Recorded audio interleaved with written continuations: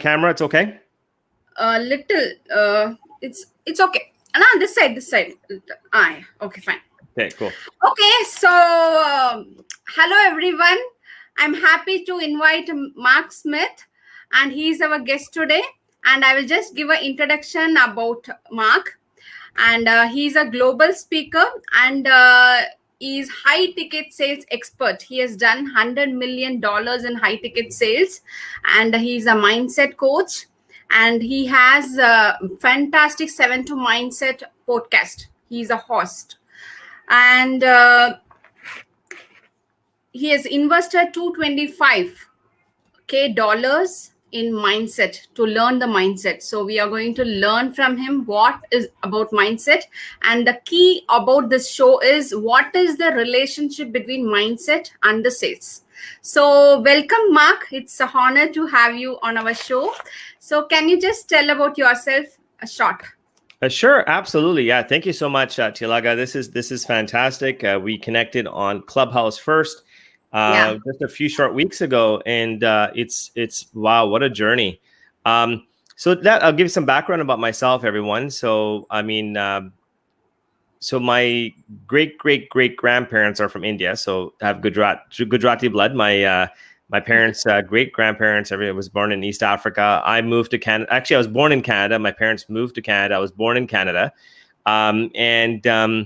Yeah, very, very humble beginnings, the typical immigrant story, moving from different countries. I really watched my parents really hustle and grind to do what they could for us, for a better opportunity. And, I went to school. I did, my plan was to do medicine. I think that's typical for most Indians that move to North America is, as they say, you better become a doctor or a dentist or a lawyer, or the aunties will talk about you. Yeah. And unfortunately, I burnt out in school. My grades were great, but I burnt out. And I decided to get into a program called respiratory therapy, which is really life support. If you look at, especially during COVID, there was a lot of talk about ICU ventilators and a shortage of ICU ventilators. So my specialty was actually working on those ICU ventilators and saving patients' lives. However, when I worked in the hospital setting, as much as, I really wanted to help people. That's all I want to do. I just want to help people. That's all I wanted to do. But unfortunately, the job I had came with a lot of negativity. In the hospital setting, I actually killed 7 people. I killed 7 people. What I mean by that is it was my responsibility to turn off life support, whether it be a baby, a pediatric patient, adults. I've had mothers scream at me, slap me, beat my chest. I've actually had fathers, spit in my face, threaten to kill me. Now, I didn't make those decisions. Those were their decisions, but I was the person pushing the button, pulling the plug, as they say. So during that time, I really witnessed the low points of people, and I just wanted to be there to help people go through those low points in their life. And we, we'll talk about what that 7-2 really represents in a bit. But I just wanted to come out of there and really helping equip people, provide solutions, equip people with their played a bad hand in life, how to get out of that. And through that journey, I was introduced to sales, to medical sales. And I did over 22 years of high ticket medical device sales. So I ended up selling those ICU ventilators. So you can imagine during COVID, that was the gravy. It was very, very unique type of selling. One is in medicine, they say if you want to make an enemy, you have to change. You want to be the change. Medicine does not like change. They're very, very set in their ways. So I had to find ways of really impacting and changing the way people thought about the technology that was providing. And so from that then on, I've been now coaching, I'm mentoring. I'm really big into mindset because I believe there's a bridging in the gap between mindset and sales. You can't be the best at one or the other. It has to complement each other. And because of that, I've been able to write a book. I know we're going to talk about that, The Mindset Hacks of Sales. which I'm really excited about, and just really here to serve you, serve your audience, and serve others.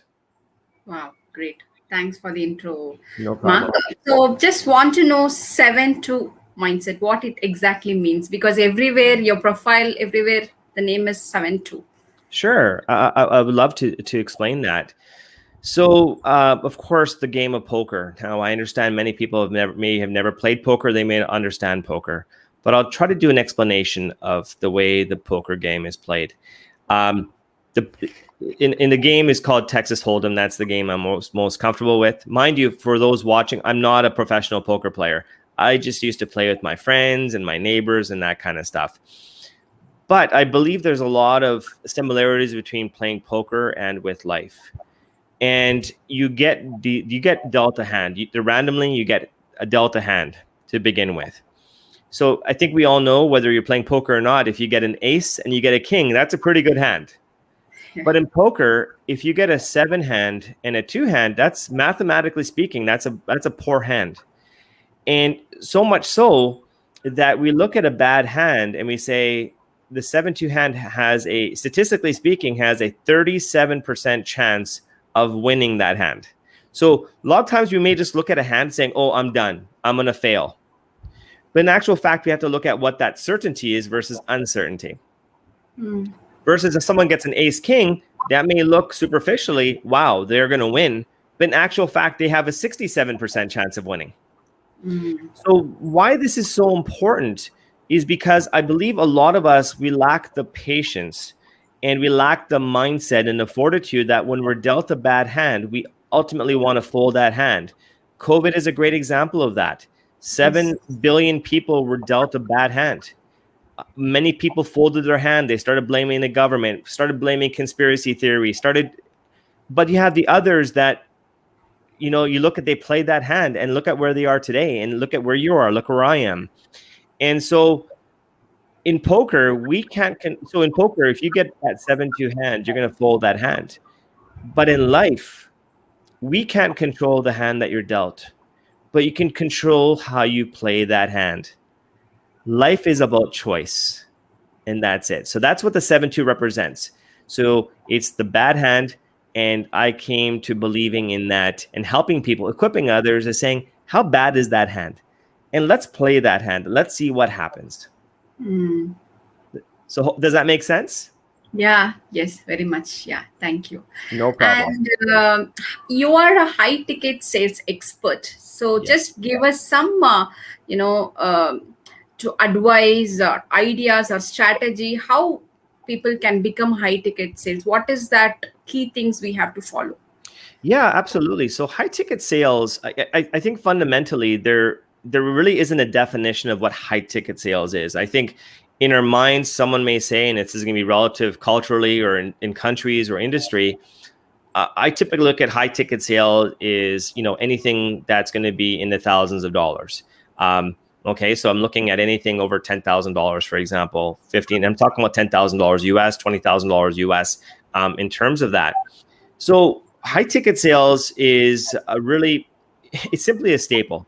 I mean, as far as I'm concerned, I could be selling chapatis and be making millions of dollars. Does it really make a difference if you're in high ticket sales or you're just in sales? So fundamentally, I believe the high ticket element comes in from a level of specialty. So you look at medicine, for example, you can be a generalist or you could be a specialist. Yes. A generalist, if you look at a generalist as a physician, for example, as a doctor, compared to a specialist, which is a neurosurgeon, the neurosurgeon has that specialty, has more education, more years of experience, and so forth. And because there are a specialist and more niche, the smaller the niche is going to be inversely proportional to their income. Yeah. So getting into high ticket sales, I'm going to be more niche, which is going to be inversely proportional to my income, because in high ticket sales, I'm solving bigger problems.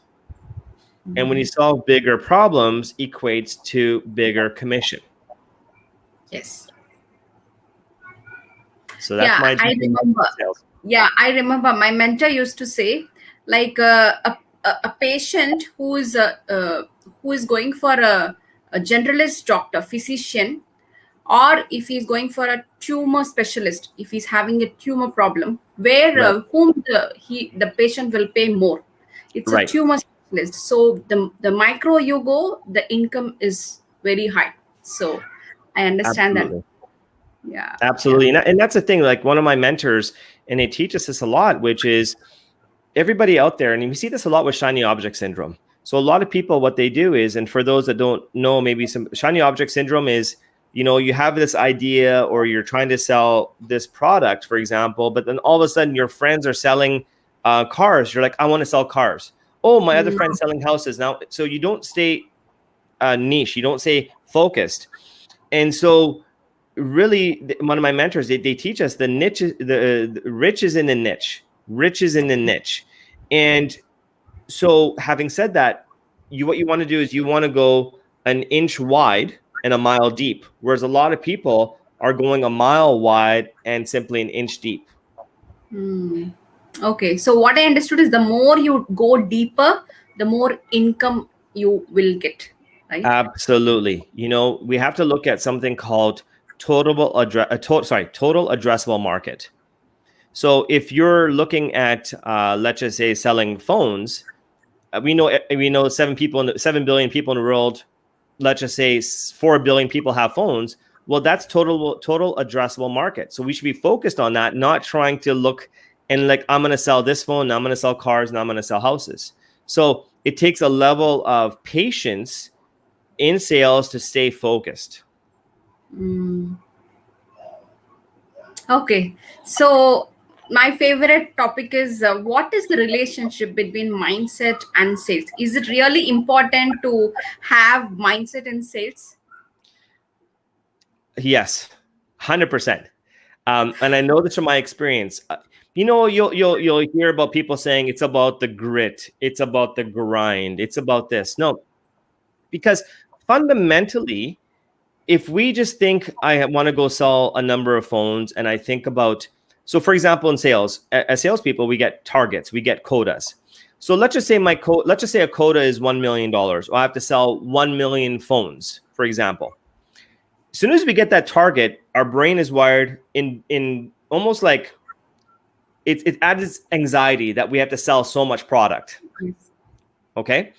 So really at the end of the day, I think a lot of people, what they do in sales, instead of what they do is they go and saying, I need to go sell X amount. I need to do this. I need to go. And instead of doing that, what the mindset shift is from one of my friends, Bob Berg, in the Go Giver, is the switch saying, if I need to sell 1 million phones, instead, I'm going to say, I need to impact or give value to 1 million customers. That is the mindset shift, because when we hit that switch on mindset to giving value, it's not work anymore.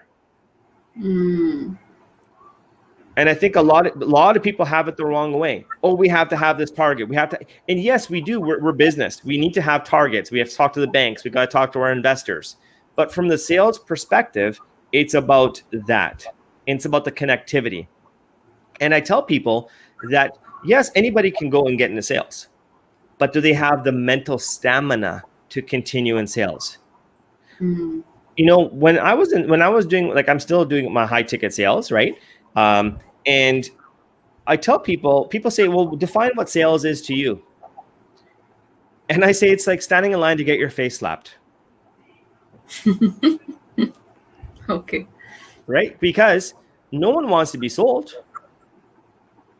If I come and say I'm a salesperson, right away our brain triggers. He's trying to sell me something, and they get their defense up. So if I want to genuinely help people, I'm going to lead with that first. I think when you focus on the results, your quality of work is going to go down, right? Yes. Focus. And that's simply a choice. That's simply a choice that we have to make. So, and there's different layers in the sales evolution of one's career. Someone comes in as a salesperson. Then, you start with that. Then the next level is becoming a consultant. So the difference between a salesperson and a consultant is a salesperson just wants to push product.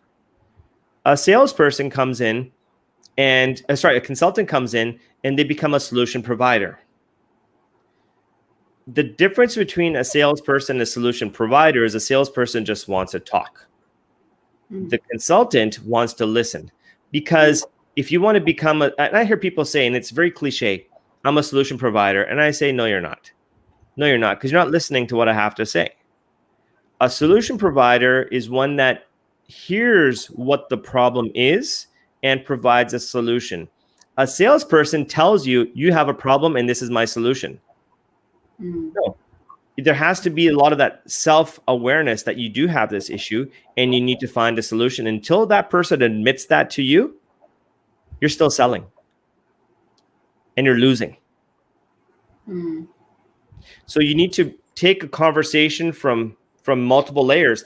And when I say that there's these different levels in sales, that can all happen in the same exact conversation. So I actually flip it and I don't start on the sales side first. The sales is the back end. I need to, and I talk about this in the book, right? You got to build that relationship to a point where they trust you now, where you become a trusted advisor, which is the ultimate place to be when you're in sales. And a trusted advisor is different than a consultant, because being someone's trusted advisor is like sitting on their board of directors and saying, Thilaga, I know you don't sell this product, but who do you recommend? I have a dilemma. What would you do? Wow. That's trust. You reach to that level with any of your customers, you're going to be extremely successful in that account. I think trust comes with the honesty also, right? Being truthful, being honest. Yes. That's very important in sales, I believe. Integrity is paramount. And I could tell what one's integrity is by simply what the words they say and how they treat people. And so I've seen people, they'll say, like, and I think it's an immaturity. So I hear people saying, I sold that person. Oh, I closed them. I closed them. I think that's wrong to say you close someone, because you could say I've served someone and they're going with the solution as a result of this. It's not a game saying I closed them. And when people say I closed them, when someone says I closed them, that's an ego thing. Look, I got them. Correct. Right? So I think that's really, really fundamental. Even the words what we use, that shows how we follow the integrity, right? Yes, absolutely. Like one of my favorite quotes is from Maya Angelou. And she says, the late Maya Angelou, who happened to be Oprah Winfrey's mentor, that says, it's not the words that we say to people that they'll remember. It's how we made them feel that they'll never forget, they'll remember. And I think a lot of people don't realize that it's not the words coming, it's how did you make them feel? Did you open the door for them? Did you take them for coffee and make sure there was, like, sit down with them, make sure they're comfortable? It's about how you make someone feel. This is what sales is. It's the whole element. It's the ambiance of it. And this is how we separate ourselves from the other people. And I think everybody's just in a rush to serve themselves because they want to close people. And these are the changes that I've made in my approach. Now, this didn't happen overnight. I had to learn this a lot by myself and getting into smaller rooms and really do an audit of what was working and what wasn't working. Yeah, Right? I've read in your clubhouse, I've read $1,000 you're going to invest, or you are investing to learn about mindset, right? Yes. So I made a proclamation that I'm investing $1 million US, $1 million US into my mindset. A lot of people will say, why don't you invest in a property? Why don't I invest in this? Well, no, because I can't control the return on investment. If I go buy a house, I can't control what's going to happen with that house. If a hurricane takes it out tomorrow, if there's sewage, I can't control that. But I can control what I put in here. And with a strong mindset, we can move mountains. We can move mountains.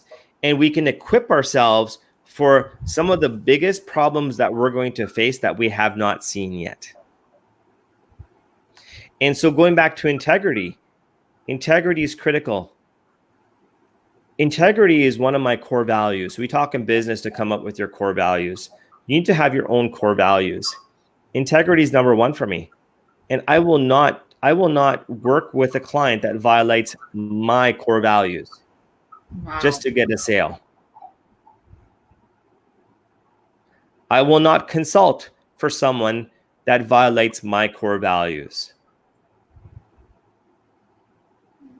I agree to it. Yeah. Even for me, ethics is first, then the business. Business is secondary. And so let's talk about your 5 hacks. So we are eager to learn 5 hacks to boost our sales. Sure, absolutely. So I created a book, and it was actually someone actually challenged me saying, you should write a book. Like, nah, I'm not going to write a book. I'm not going to write a book. And someone said, no, you have so much experience that needs to be shared, because these are small things that are big, that will result into big results for people.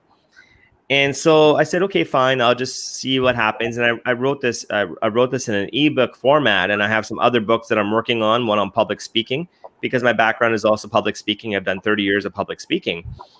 And so created a book called The 5 Mindset Hacks for Sales.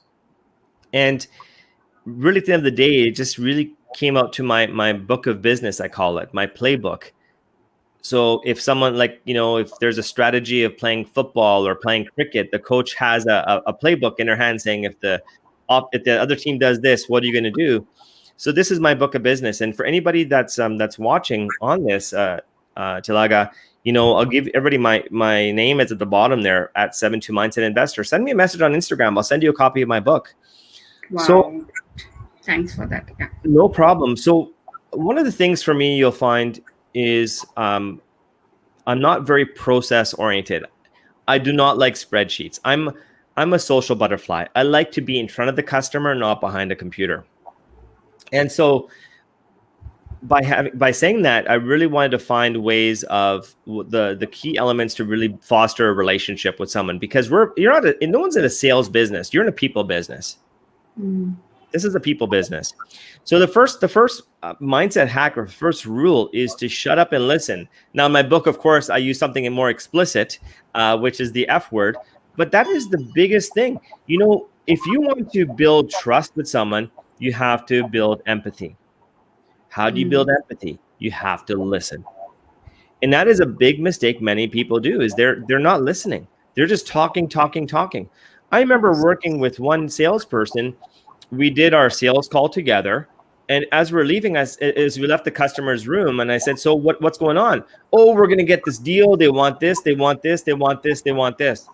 I'm like, interesting, because that isn't what I got, because you were doing all the talking. I didn't even know what they wanted. So a lot of people in sales, they come in and all they're doing is they want to hear themselves speak. They want, because it's their own ego. Oh yeah, I know the data. I know how to talk about this. And they do not listen. So my mother used to say, Mark, you have 2 ears and 1 mouth. There's a reason for that, to listen 2 times more than you speak.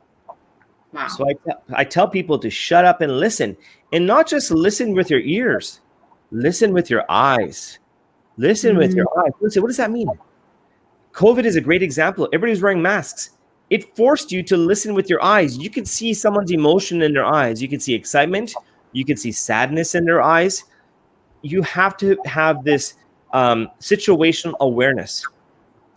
Part of that shut up and listen aspect is asking the customer, hey, do you mind if I take notes during the meeting?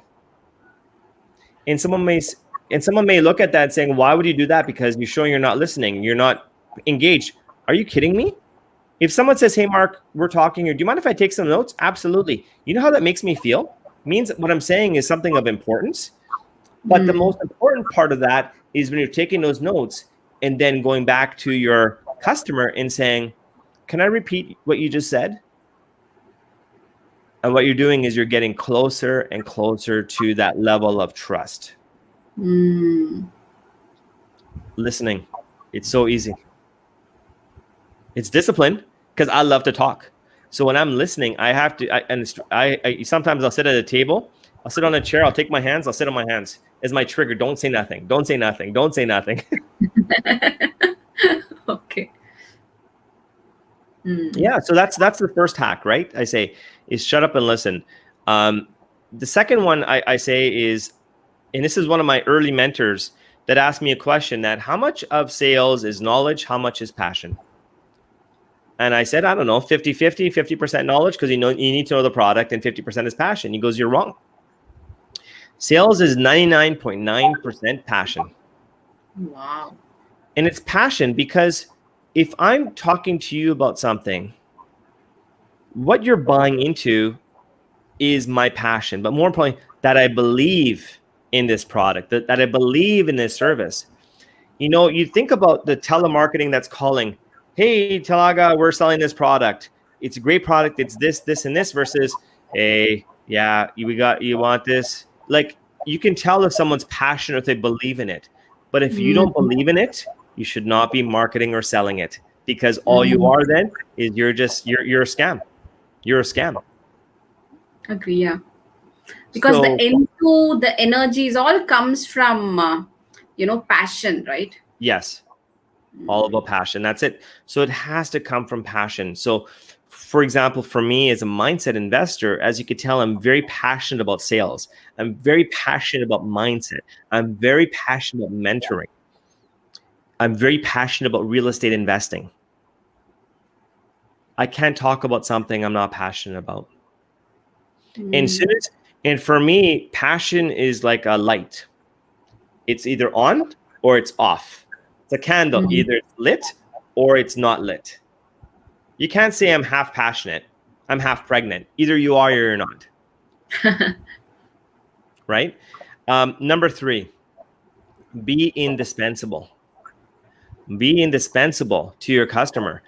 And what I mean by be indispensable is follow up, follow through, overpromise and overdeliver. I think there's this old saying, which is underpromise, overdeliver. No, overpromise and overdeliver. And what you're doing is you're becoming indispensable. And this is how we're able to separate ourselves from the other salespeople. Be indispensable so that when your customer knows they're dealing with you, they know you're number one for them, and vice versa. Okay. The next thing is know your competition. Know your competition. And I'm not talking about the competition in terms of what they do. Your competition is the person you see in the mirror. It's, you have to know yourself, like what drives you. Like I said before, if you're not passionate, why are you selling it? So if you look yourself in the mirror, I'm not passionate about this. Okay. It's going to show in your numbers. It's going to affect your integrity. All related to that. So knowing yourself is also understanding your strengths and understanding your weaknesses. Whatever weaknesses you have, ignore them. Leave it. I should say ignore them. Put an inventory of them, of your weaknesses, but focus on your strengths. See, I came from a background where I was in sales and I knew what I was so good at, and my numbers reflected that. But the old school mentality is we need you to be in front of the computer to punch in all the data. So where I could be producing more revenue for the company, they were putting me in front of a computer, which was actually hurting the company more. They could have hired someone at significantly a lot less than me to do that work so I could 10x my sales. But instead, what they wanted me to do was work on my weaknesses. And I always say this, don't work on your weaknesses. We can always hire that. We can always find a solution for that, and dig deep with your strengths. So my strength is mindset. My strength is sales. This is why I invest heavily into my strength, not into my weakness. I think that's really profound. Many people I see, they get stressed because they compare with others. Yes. They are good in something, I'm not good in that. I think they have to compare to themselves. I agree. That's very, very important. Yeah. For sure. So, 5th one. Fifth hacks. Fifth hack, guerrilla warfare. Guerrilla warfare sales. Now, people say, what is guerrilla warfare sales? Now, if you look at history, and whenever there was a war, and I think a great way to look at that is you look at some of the civil wars that happened, and and God bless all of them that sacrificed what they did for our countries, our independence. But it was very formal war tactics. So essentially, you stand in line, the guns go up, you shoot them, the front row goes down, the next one pulls up, and that kind of stuff. Guerrilla warfare was really finding another way to win. A lot of people would say, well, you can't do that. Well, who said there's no rule? What are the rules of engagement? So guerrilla warfare is just to find that extra edge. So part of that guerrilla warfare that I see is doing the things that no one else is doing. So you have to.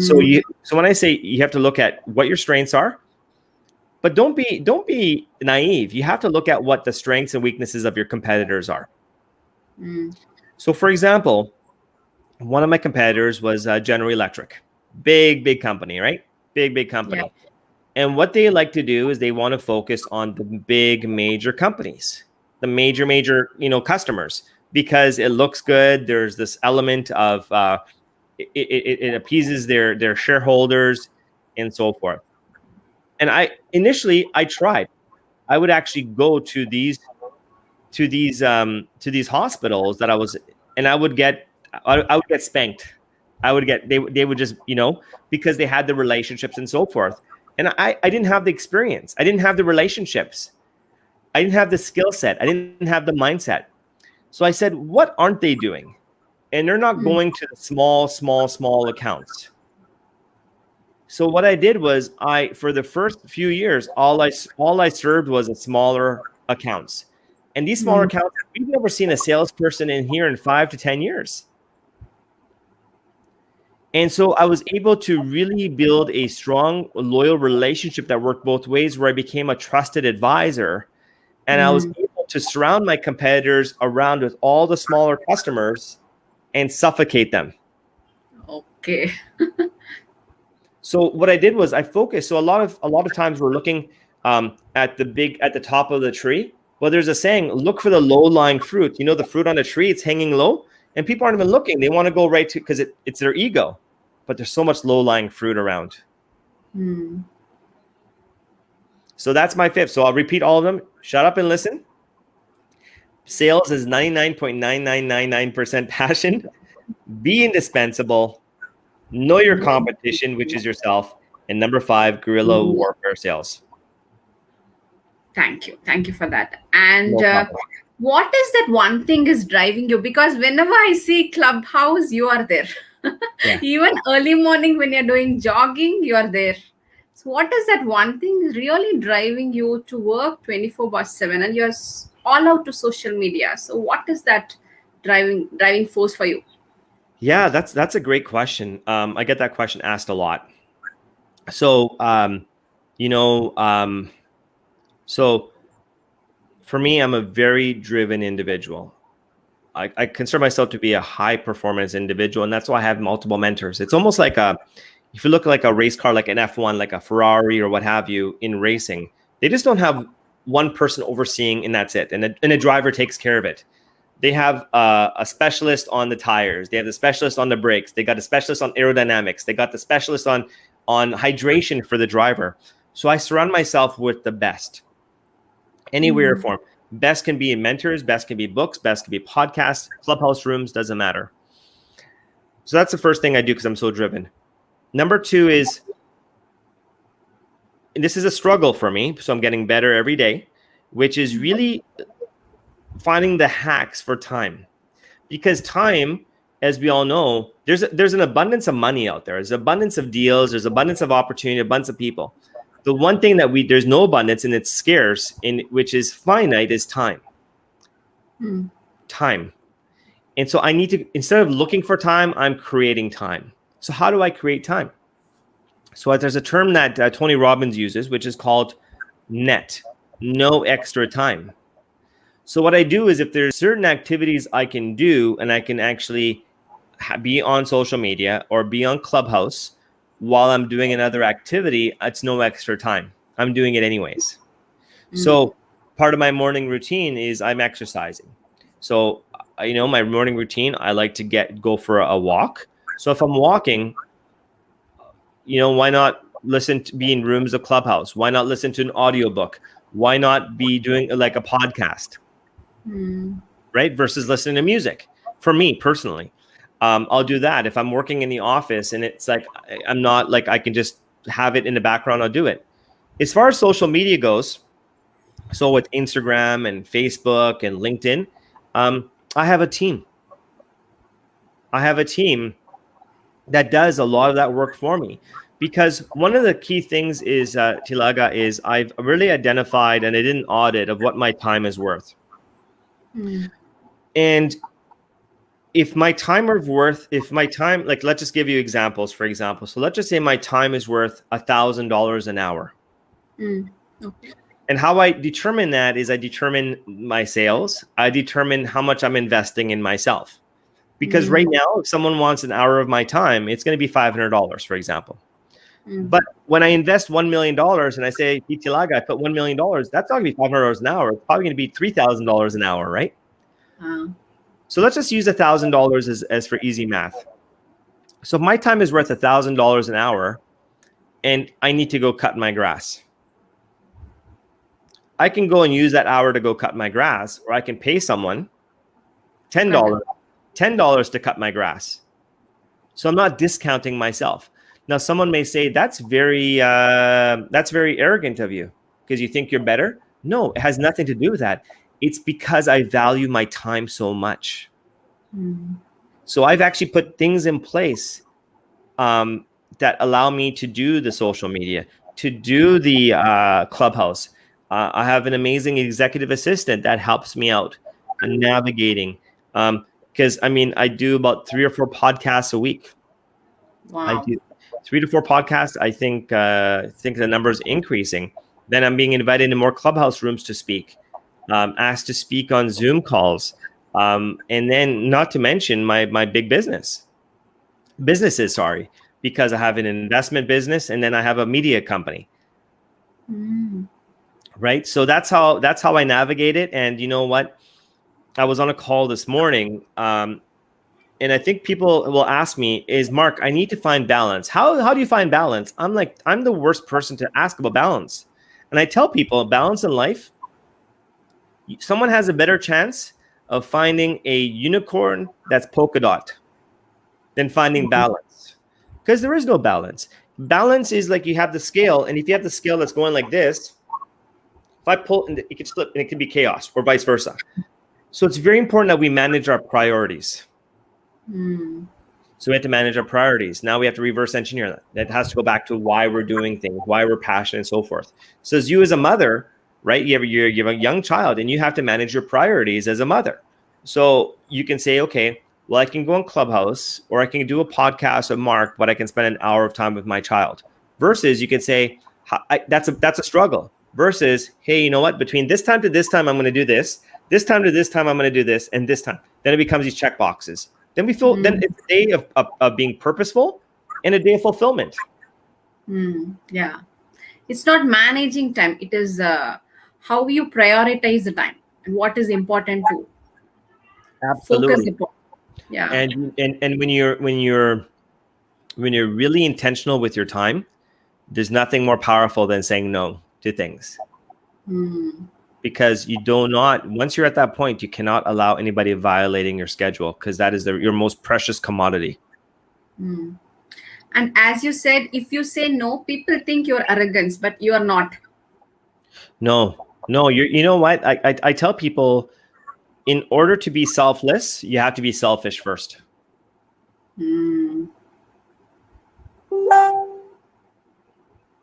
So, and that's one of my most powerful things when I invest in my mindset. Some people can say, wow, that's being selfish. You could pay for this. You can help other people. I said, I am helping other people. And my next question is, I believe that people who are a successful position, for them, the daily habits, they give a lot of importance, the daily rituals. So what is that you follow, and what you what we can learn from you to follow? Sure. I actually did a video on that because a lot of people were asking me about my morning routine. So if someone goes to my YouTube channel, I've actually done that. It's very, very important to have time for yourself. Now, I can tell you that it's not perfect, and most successful individuals you speak to, it's not perfect, and it's not about the pursuit for perfection. It's the pursuit of progress, and progress over perfection. So, to give everybody an idea of what my morning routine should look like. Now, again, every day it's not going to look like this, but what it should look like. Your morning routine starts the night before. That's what I tell people. Okay, it starts the night before. And if you look at some analogies I use the analogy of being in flight, so getting on an airplane and being in flight. Why are there people that are fearful of flying or they get anxious of flying? And it's usually the result of them on a really rough takeoff or a rough landing. So if we look at our day-to-day, if we're anxious during the day, is it result because of a bad landing or bad takeoff? So we have to control those elements. So what I do as a morning routine, for example, for me is it starts the night before. So one of the rules I have is my cell phone is not charged in my bedroom. It's not. How you keep the alarm then? What's that? How do I keep what? Sorry. Alarm to wake up. Yeah. Okay. Great question. So I bought this alarm clock that actually it's actually a Philips product, and I think I put the link in that YouTube video and my podcast. It's a Philips Hue light, and what it does is it mimics sunlight. So if I because I wake up every day at 4:30 in the morning. So what happens at 30 minutes before, it starts increasing the intensity of light like natural sunlight. Wow, superb. And then I can put the sounds of rain. I can put the sounds of birds chirping, and it gets slowly, and it gets me to that point. Because the cell phone is, because imagine the cell phone, okay? The cell phone is like more powerful than than Apollo 13 or any of the NASA ships that landed on the moon how many years ago. There's more information, there's more technology. So you wake up in the morning, and when we're sleeping, we're working on our subconscious mind. That's where a lot of the work is happening. Then you wake up, you pick up your phone, it's chaos. Other people's realities now become your reality. If someone picks up the phone and they look at Instagram, they look at Facebook, they look at text messages, the anxiety, it just creeps up. And we know that it's a weapon of mass destruction. Once you're in our phones or checking our social media, it hooks you and it pulls you in. Yeah. That's why I keep my cell phone out of the room. The next thing I do is when I wake up is at that quiet time. I need my water, hydration. Okay, hydration is critical. So during the day, I'm now drinking 4 liters of water a day. Wow. Okay. The next thing I do is I take my daily vitamins. Okay. I read every day. Okay. So I like to read, and the reading I do is I like to read self-help books, a lot of mindset stuff on sales I'll do as well. And then what I'll do is I'll do journaling. Journaling is very, very important, my friends, because you must practice the art of gratitude. Gratitude is the fundamental key to keep pushing. I think a lot of us focus on the struggles of life instead of focusing on we should be grateful too. Oh my God, COVID's I don't have a job, but I'm home now, and I was complaining before that I didn't spend time with my family. Now I'm home with my family. I'm grateful to spend time. I'm grateful to COVID that I could be with my family. Then what I do is I practice affirmations. Affirmations. I have certain affirmations that I practice on a daily basis. There's visualization. I'll close my eyes and I'll do some visualization. I was doing meditation. I have to get back to meditation, which is just a few minutes of time for myself just to clear my thoughts. Incantations, which are another powerful. So I go through this whole aspect of really a soft takeoff And then I haven't even then I get my exercise in. I go to the gym. I go lift my weights. Mm. When I come back from lifting my weights, so then I'll go for a walk. Okay. So you go both. You do both, gym I as well as walk. That's right. Mm. Because remember, I'm waking up at 4:30 in the morning. Yeah. Most of the What world, time you go to sleep? I try to be in bed by 10:30, 11. Mm. Okay. So the thing about this is that some people may say, well, that's early, but but the thing is if someone looks at me on Clubhouse, I'm talking in international rooms. The time difference works Yeah. as a benefit for me, right? So by the time all that is done, my work doesn't really start till 9 o'clock in the morning. Mm. So I already have 4.5 hours of self-care. Yeah. So when people are just starting to wake up and getting into the grind, I'm well lubricated. I'm well oiled. I'm ready. Super. And then you have your day. So then you have you live out of your calendar. And my morning routine is in my calendar, by the way, Wow. because if it's not in my calendar, it doesn't exist. Mm. If it's not in my calendar, it's not a priority. Okay. I go through my day. Then what I do at nighttime, it's the opposite of the morning. So I go for my landing. Okay. My landing, right? So at that point, I like to just start turning things off. I leave my cell phone outside the room. It's the most furthest point away from me. I'll do some reading again. I'll close my eyes, practice gratitude again, some visualizations, and I do a nice soft landing. So what I'm doing is I'm already getting my subconscious mind to be prepared for the recovery phase. Mm. And then prior to that, because it's important, is what planning for the day begins the night before. I'll look at my calendar, then I'll write a list of the things that need to be taken care of the next day. Mm. And that's my routine. Great. So, but since you do not take your mobile along with you to the bed, so what you do in the bed, right? You read books, something like that? Yes, I read all the books I read. I don't read digital books. All the books I read are paper. Mm. There's something for me about the self-signaling where I'm filling the paper and I can write notes. And Thilaga, what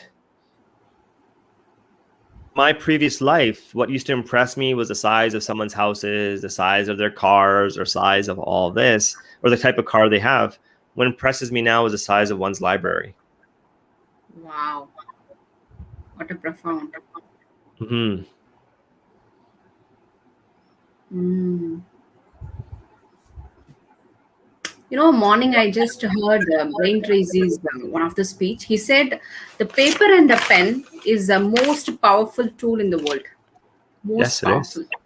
Yep, absolutely. Countries have been, like, to put this perspective, countries have been divided because of a paper and pen of what's written on paper. Countries have been built because of a paper and pen. Companies have either gone bankrupt because of what's put on paper, and companies have been built because of what's put on pen and paper. Okay. Right? Like me and Yeah. you could be in a room together saying, I'm going to write that down. That's profound. I'm going to write that down. And that could change the trajectory of your life. Mm. Even I have observed when I try to, to save time to type on the computer, I'm not getting much of the thoughts. But when I try to write on the paper and pen, there are so much is coming out. So I could see the difference. Yeah. Absolutely. Okay. My next question is, since there are women sales followers also watching on the show, so for them, like, what do you think? Like, women choosing a sales as a career and wanting to grow in sales career. What is your takes on that? Yeah, they have to do it. Some of the most powerful some of the most powerful women I've met are salespeople. I mean, I look at, you look at a great example. Everybody knows one of the best salespeople in the world is Oprah Winfrey. Yeah, I love She's her. a salesperson. We're all salespeople. And someone will say, well, I don't like to sell, so I'm not a salesperson. I tell people, no, You just sold yourself that you're not a salesperson. You get the sales award of the year. Right? So I believe sales is what sales is. Sales is the art of communication. That's what sales is. Culturally, yes. I mean, there is a cultural divide. Let's be honest. There is this gender gap.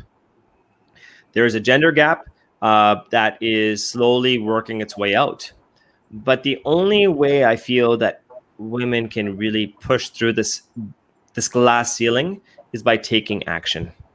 Is removing their mindset, changing their mindset from a fixed mindset to a growth mindset, and realizing that action cures all.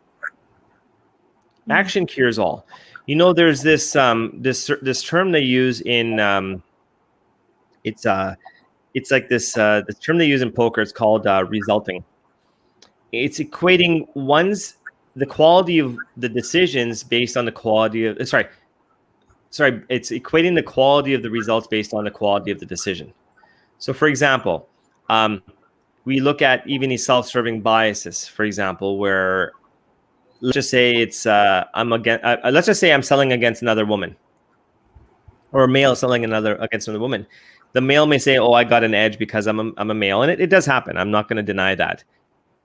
Some men can be real, you know what? I don't want to say on your show, but the fact is that if the male wins the deal, they're going to say I won based on skill.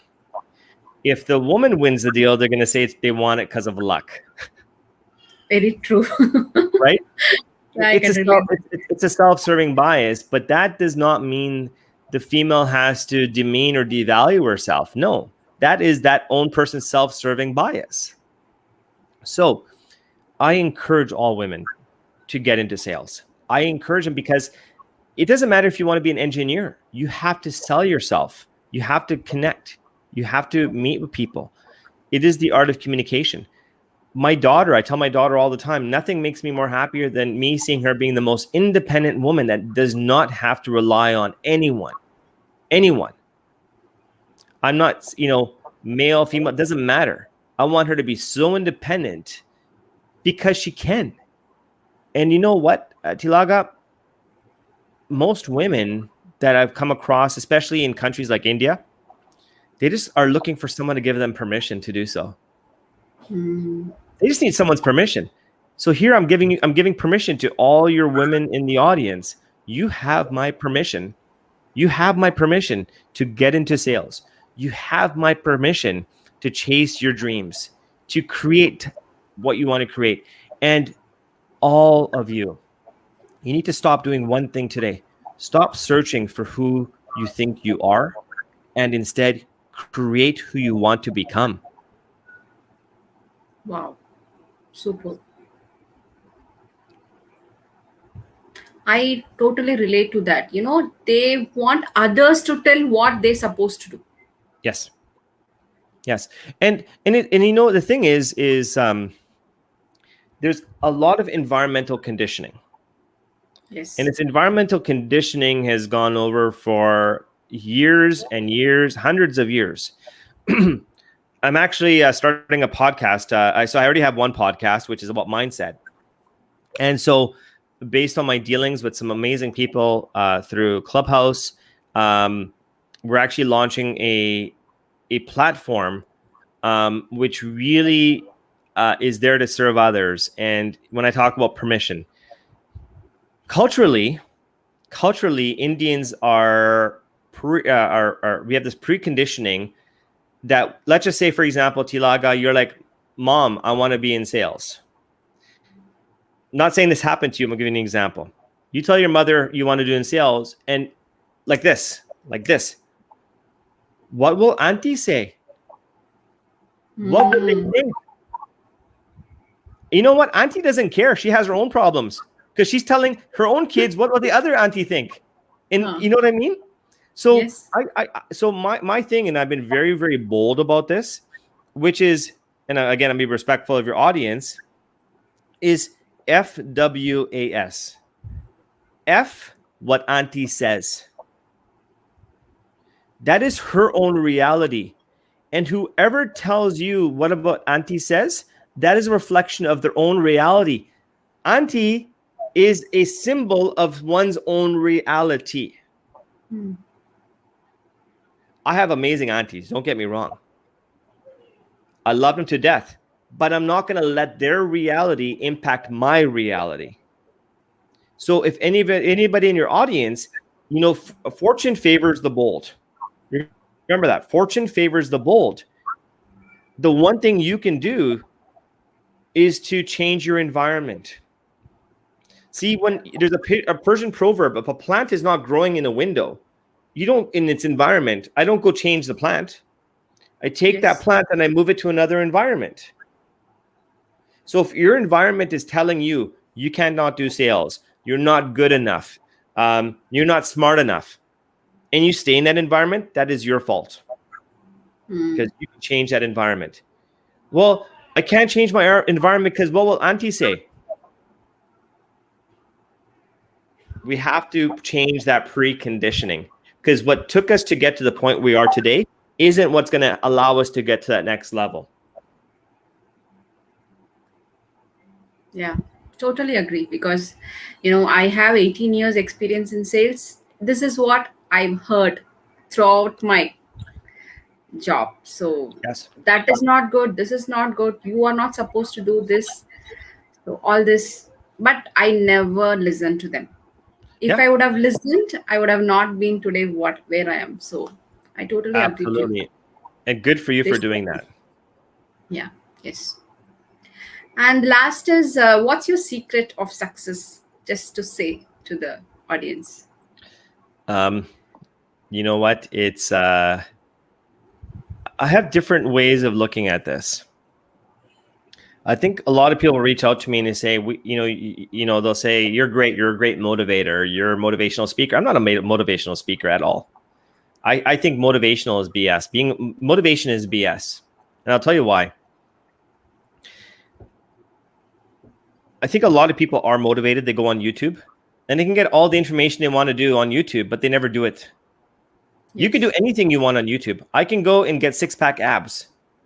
I can go and become a billionaire. The tools are there, but are people doing it? They're not doing it. So we have to look at motivation as not being the instigator, but simply becoming the outcome. And I'll tell you how I look at this. We have to identify our passion, and that creates a level of inspiration. Inspiration, then into action. Action, and then to motivation.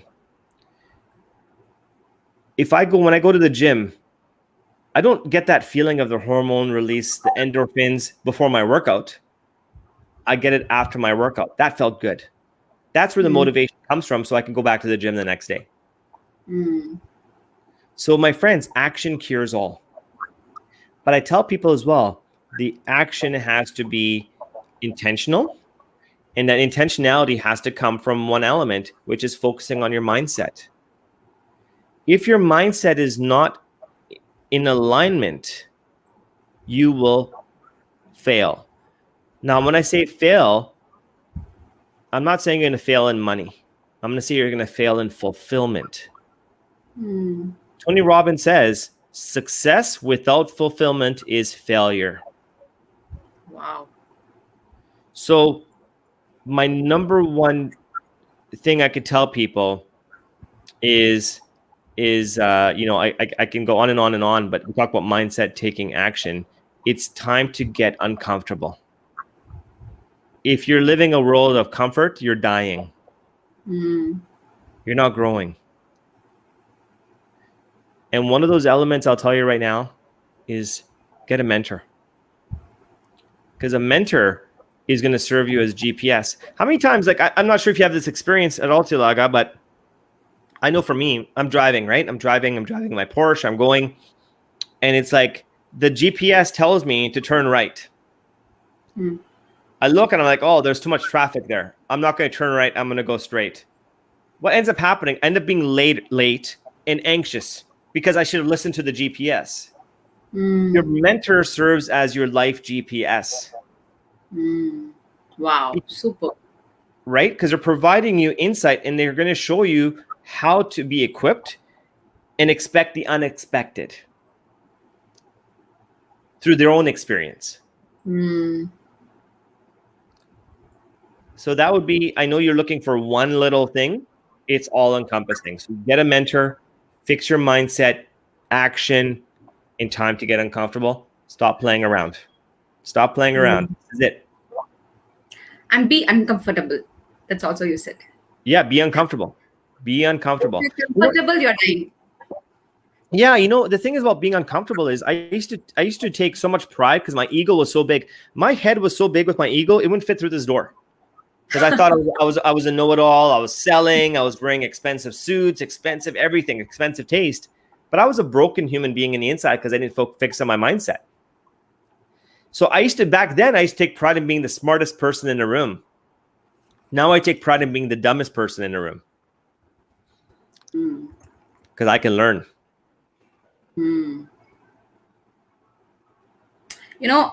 A small example is there is a pot, filled with water. If Yes. you want to have the water, you have to bow down to have the water, right? So if you Yes. think, no, I will not bow down, you will not get the water. Same way. If you Absolutely. want to learn more, you have to, bend and learn more. You should not show your ego. Yes. Yeah. And you know what ego stands for? It's actually an acronym. EGO. Everyone's got one. Yeah, that's very true. And our audience, Dax, he said, you are right that precondition need to change. Yes. And he liked the sales is the art of communication. Excellent. Yeah. So, and can you just suggest any good books or podcast? Of course, your podcast is really nice and everybody have to follow. Other than that, if you want to suggest. Sure, absolutely. So, of course, I'm going to start with my self-serving bias. So, I really believe in providing value and giving back. That was from day one. So, I've created a platform to do so. So, whether one wants to follow me on Instagram at 72 Mindset Investor, everything's the same. You go to YouTube, 72 Mindset Investor. So, I have videos with very successful entrepreneurs to talk about the hero's journey because they're going to share a lot of the insight I've shared. Last week, I had a billionaire, $1.8 billion. And he talks about, and some of the nicest individuals. I've had authors of some of these books I'm going to talk about right now. I have a podcast, whether you're on Spotify, Apple, it's called 72 Mindset Investor Podcast. On Clubhouse, look for me. It's Mark72. In some of the rooms I speak in, but the books I have here, I mean, and I know it's tough because I love reading, and every time I read a book, I said this is my new favorite book because it tapped into something. So I brought in my highlight books here that I like to share with everybody. Sure. That are so important. Okay, so I got a few here. Okay, so I'm not sure if you can see this one right here, based on I get the coloring right. Can you see it? Think and Grow Rich. Yeah, Think and Grow Rich by Napoleon Hill. This is a phenomenal book. This is like the Bible. Okay, so this is number one. Think and Grow Rich. Okay, by Napoleon Hill. And for those of you who never read it, let me give you some context about what this book is. Napoleon Hill was tasked by the ultra wealthy in the U.S. In the 1920s to see how the rich become rich. And you know what? It really came down to one fundamental thing. Thoughts are things. Thoughts are things. We tell people you are what you eat. You probably heard that term. You are what you eat. If you eat too much chapati, you are what you eat. You are what you think. Another great book. This is by Seth Godin. Linchpin. How to become indispensable. Are you indispensable? Okay. Bob Burg, who wrote this, was a friend of mine. The Go-Giver. This is a great book. The Slight Edge. Well, you can't see the name on there, so I apologize. Yeah. The Slight Edge. Slight Edge. Okay. Okay. This is name? The author's name is Jeff Olson. Okay. So this is one of the first books I read that really pushed me on my mindset. I'm like, wow. So this is a great initial book to start with. This book really changed how I looked at how I do business and how I do sales. Who, not how. A lot of us get stuck in how to do things. How do I do sales? How do I figure this out? How do I sell to this customer? How do I understand this? How do I speak English? How? There's a term we call it analysis, paralysis by analysis, where we analyze too much, but we don't do it. It paralyzes us. We get stuck even more. Someone said it last time, and I couldn't stop laughing. Was said constipation by information, information constipation. And a lot that happens is because we're trying to find the how, but the simple answer is the who. Find the who. Build your team out. Lead with values. So, for example, who could be a mentor? For those of you who are watching or think about getting in sales, and you're a woman, your who's right here. It's Thilaga. That's your who. Instead of saying, how am I going to do this? How do I do this? Speak to someone who has that experience.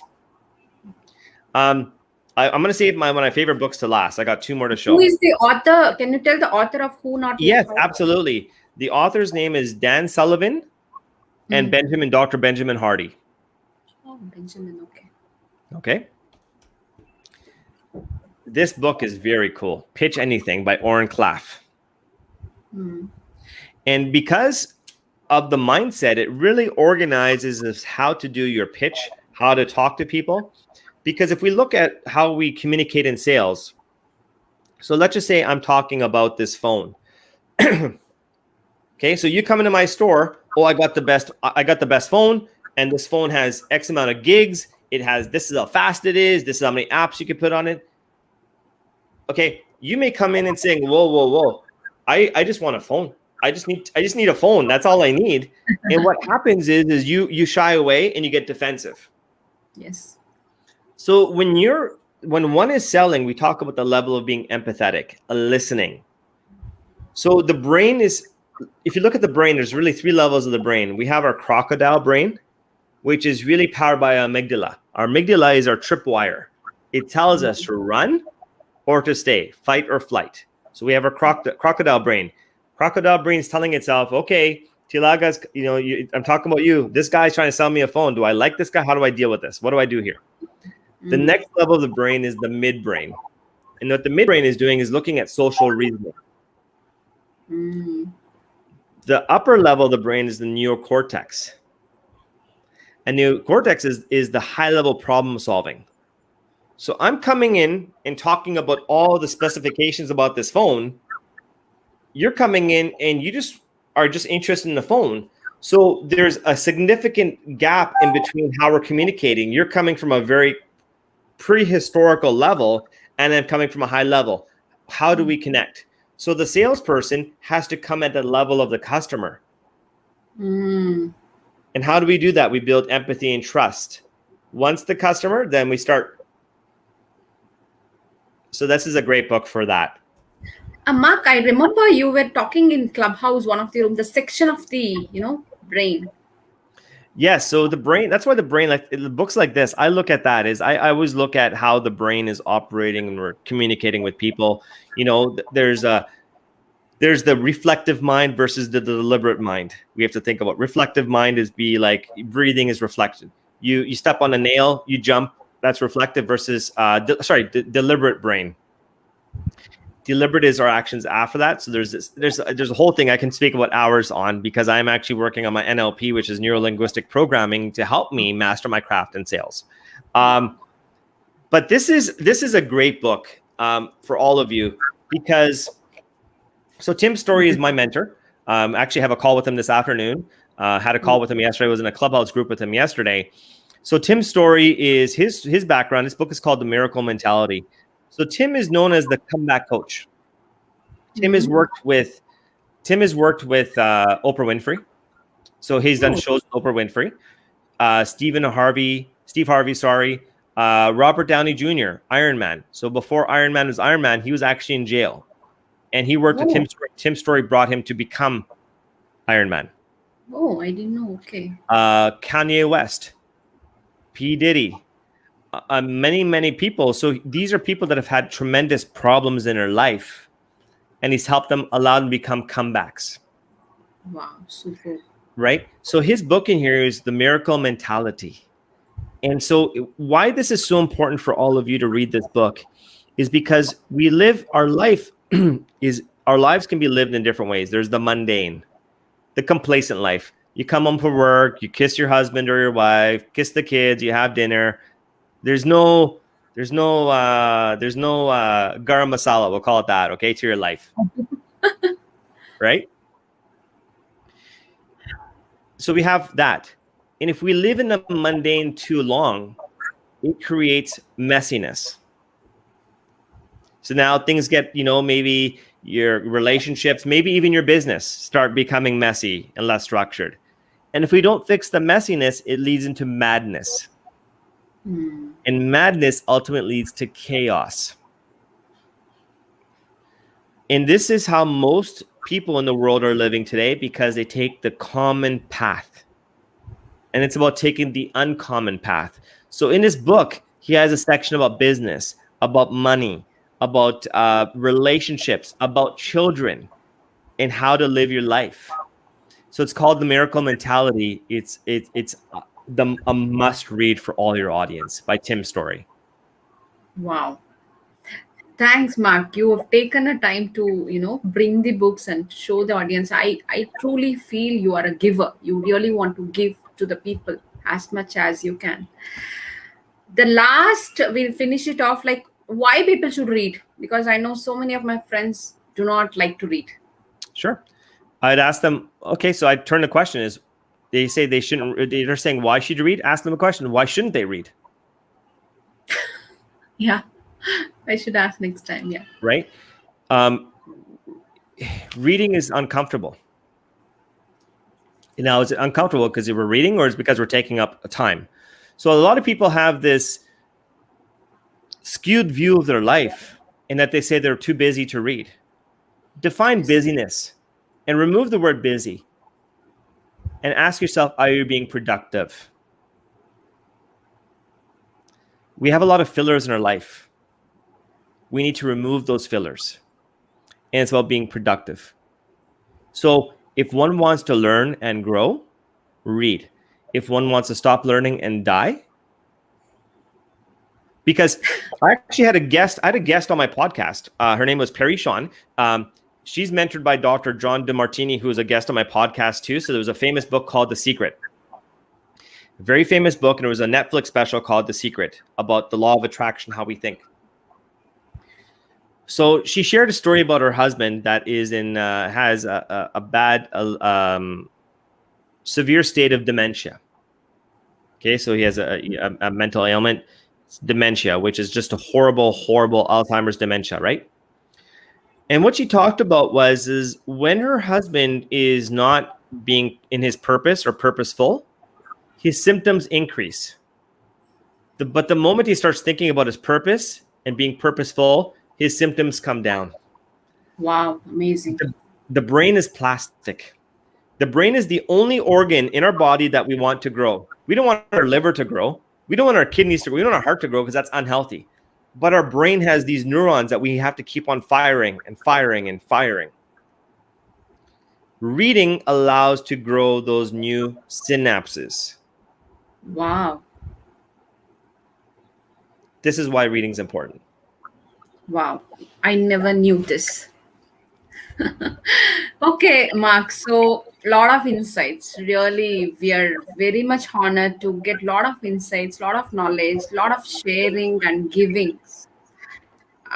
I'm speechless today because really a lot of things you have given to us, a lot of insights. Thanks for sharing. Thanks for your time. My pleasure. And I want to say thank you. And I want to say thank you for one main reason is you're a go-giver yourself. You don't need to be doing this for your audience. You don't need to be doing this for other women out there. You don't need to be doing it, but you are, because you are. And some people may say, oh, Thilaga is being selfish. She's doing a podcast, but you're being it because you're selfless. So I want to say thank you very much. And you just keep on doing what you're doing. Yeah. Thank you, Mark. No Thank problem. you. Bye. Bye. See you. Bye-bye.